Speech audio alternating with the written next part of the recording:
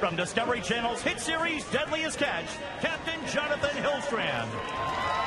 Gentlemen, start your engines!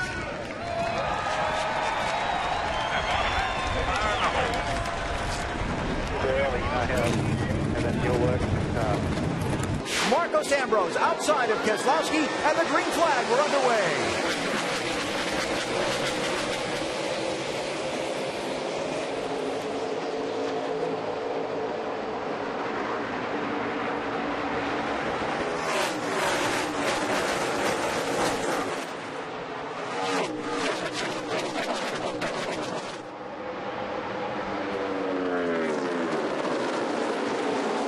The new leader, Kyle Busch, was closing in on Marcos Ambrose when we went to the break. Here was the pass that eventually found him clearing the 9.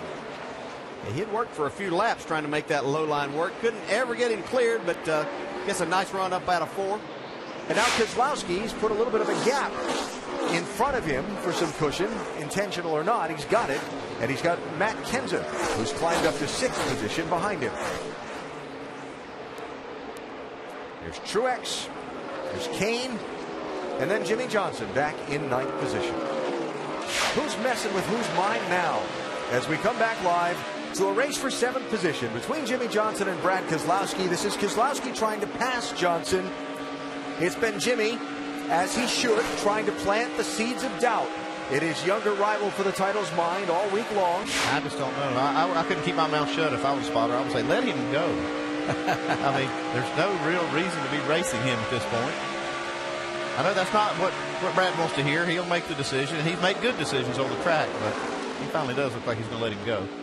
Championship leader gives up 7th position. He said, I need a touch more drive off, and my car is clumsy into turn number 1. It'll be down on the track bar, little air pressure out of the left rear, and a 4-tire change for Brad. Good smooth pit stop so far, and get him full of fuel, and he's out.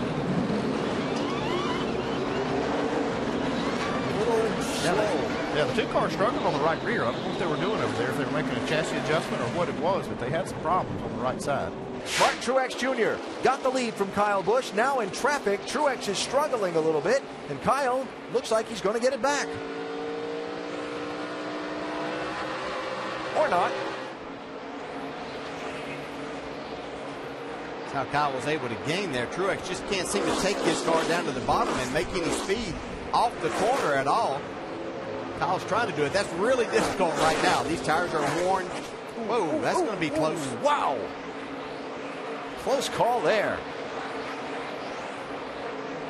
Championship note, Jimmy Johnson led that last lap. Bonus point for Jimmy Johnson. He's into the pits now, Doc. And that's why he stayed on the track 1 extra lap, Alan. They wanted to be able to lead that lap and get the point. Jimmy said the car is free in, free exit, tight middle. Chad Canal said, what should I fix first? He said, you got to fix the free on exit so I can use the throttle. Chassis adjustment, right rear, 4 tires. Actually, the exit of the pit lane that traded the lead.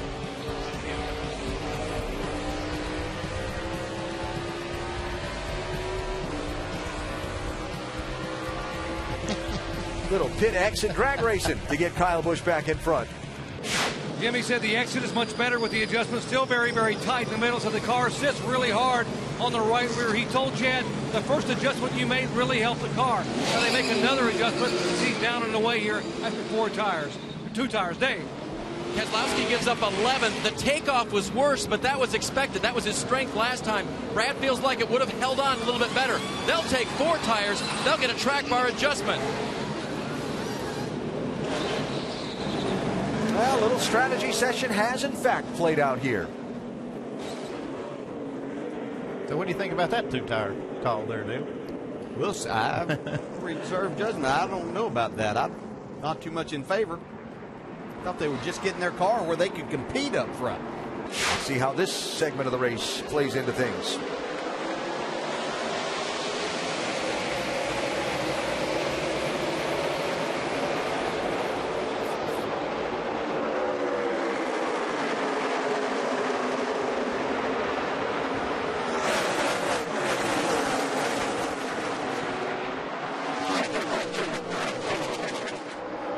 Kyle Busch in a hurry to get back to the front. And they're 3 wide.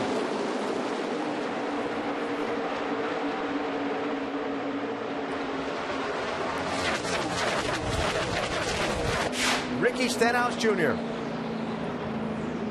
And the caution flag's out. Pit if you can, pit if you can. And he winds up running 15th for a lot of the race. 2 tires and fuel, 2 tires, right side tires and fuel. Johnson gives up the lead, Doc. And you heard the radio, 2 right side tires and fuel. And last minute call. In fact, Jimmy wasn't coming on pit road, and Chad said, okay, pit if you can, pit. Jimmy turned hard left, right side tires, no adjustments, and he goes all the way to the wall, headed down pit road. And here we go.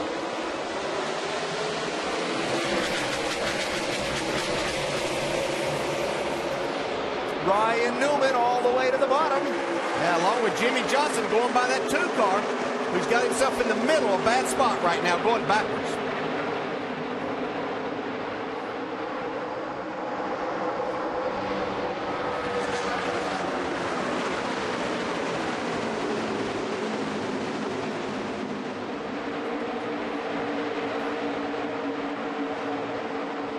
Johnson by 2 of them in a corner.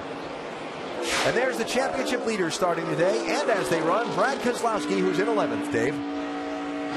Alan, they told him in that last break that he was 5 laps short without saving.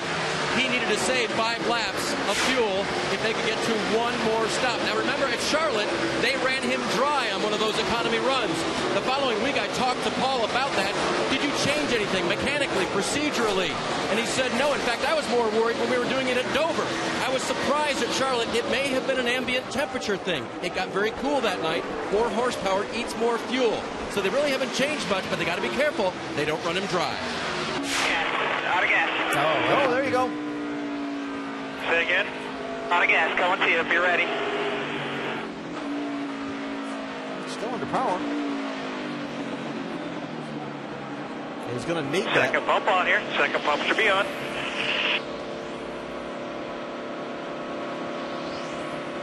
Well, we're going to be fine here, guys. Just nail the stop. We'll be fine. Make sure you get a full.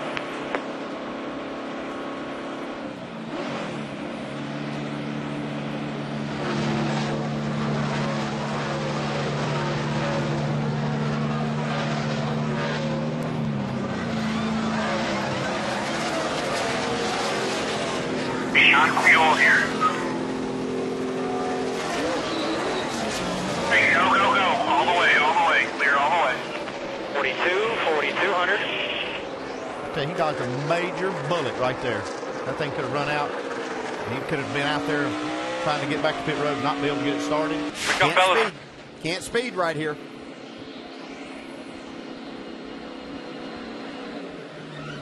Turn in. Nice and smooth.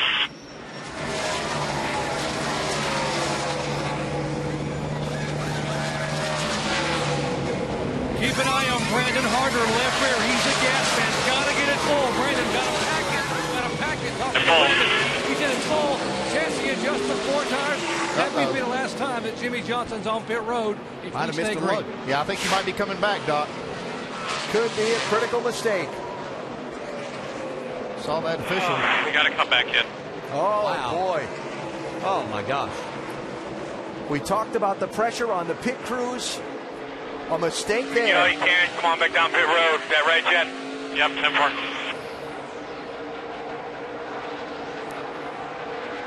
Very, very costly mistake. They were waiting on fuel anyway, so there wasn't a lot of pressure on the tire changers to try to be quick.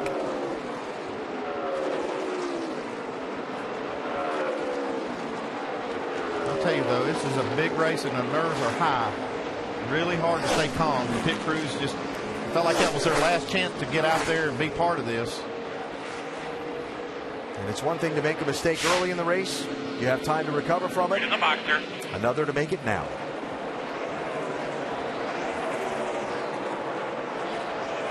Ready? Go, Miko.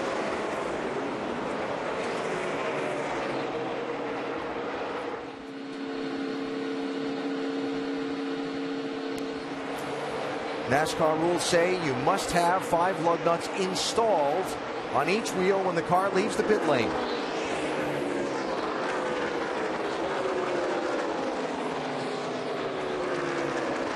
And in the race for speed, 1 was missing.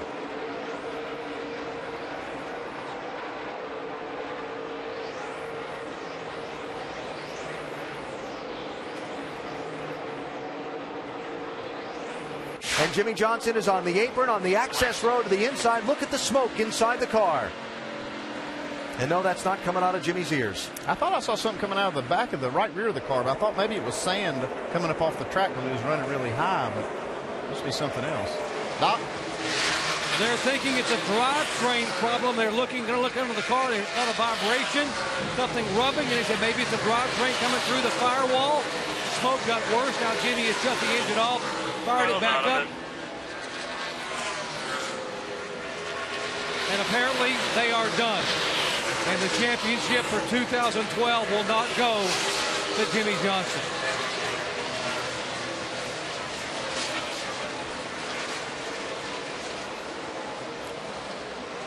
Not a sight we expected to see today. The 48 car being pushed behind the wall. Wow, things have changed in such a hurry, and that's what this sport's about, just how quickly we talk about it can change. But it really looks like there for a few minutes that we were going to have a battle right to the end, having no idea what may happen with the 48, a chance to win, and the two car going to have to pit again. But certainly all of this has changed. Disappointing for Mr. Hendrick. Big picture here. Real big picture here. The 48's gone back to the garage. Something broke. Yeah, that's a real big picture for Brad. That's pretty well clinches it for this two punch. Essentially, they just need to run it out, stay out of trouble, and the dream will come true. Coming up on 20 laps to go in the final race of the season. There's the race for the lead. Problem for both Kyle Busch, 18, and Martin Truex Jr., 56, is that they need to pit again for fuel to make it to the checkered flag, while the third place car, running some 15 seconds behind them, Jeff Gordon, is in position to try and make it to the finish with the fuel he has on board. 15 seconds is a long time on a mile-and-a-half racetrack. We wait on Jeff. Certainly bring up a lot of conversation if he should go on and win this race. All of those people that thought that he shouldn't even be here, he should be suspended for his actions last week. And taking no chances, and with the freedom to do so, as Jimmy Johnson is behind the wall. Here's Keselowski coming in, Dave. You could call it a parade lap of sorts on pit road. The crew will very meticulously and methodically go about changing the four tires and giving him fuel. When he was reminded that Jimmy was in the garage and he asked, "Are you sure?" They said, "Yes, the 48 is in the garage." He said, "Then let's race." He'll get 4 fresh tires. He can go about as hard as he wants to as long as he's careful. Jeff has a 2-second lead on Clint Bowyer. They are on the similar fuel schedule. So now the question is, do they have enough to make it to the checkered flag? And ironically, finish 1 and 2. And you see top of the screen at the moment as they run, Bowyer has overhauled Jimmy Johnson for second in the championship. That's worth a pretty good chunk of cash at the champion celebration in Las Vegas in a couple of weeks. They are 1 lap away as the captain has showed up in his team's pit down from the top of the tower for the final lap. Jeff Gordon leading the race. Brad Keselowski in charge of the championship.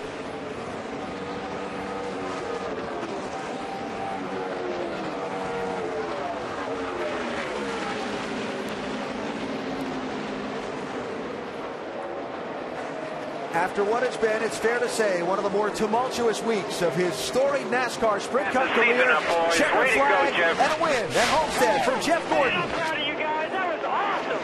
And the checkered flag at a NASCAR Sprint Cup championship for Penske Racing and Michigan's Brad Keselowski. We did it, boys. We did it. Great job. What an awesome season.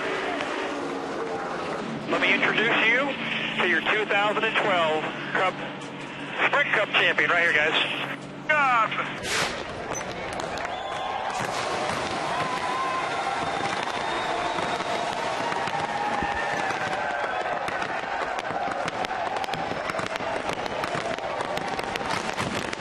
Ladies and gentlemen, here he is, your 2012 NASCAR Sprint Cup champion, Brad Keselowski, as he begins to shower the crew back. Hey, Brad, your mom, Kay, just said the Keselowski family has waited a lifetime for this moment. What does it mean to you? Well, I saw this really cool video that Ray Lewis did, and, you know, he said in it that You know, always, throughout my whole life, I've been told I'm not big enough, not fast enough, not strong enough, I don't have what it takes. And I've used that as a chip on my shoulders to carry me through my whole career, Jerry, my whole career. And, you know, it took till this year for me to realize that that was right, man. They were right. I'm not big enough, not fast and strong enough. No team, or no person is. Only a team can do that. And these guys up here, they make me big enough, they make me fast enough, they make me strong enough to do anything we want to do. And it's because of these guys. I can't be here without them. I really can't.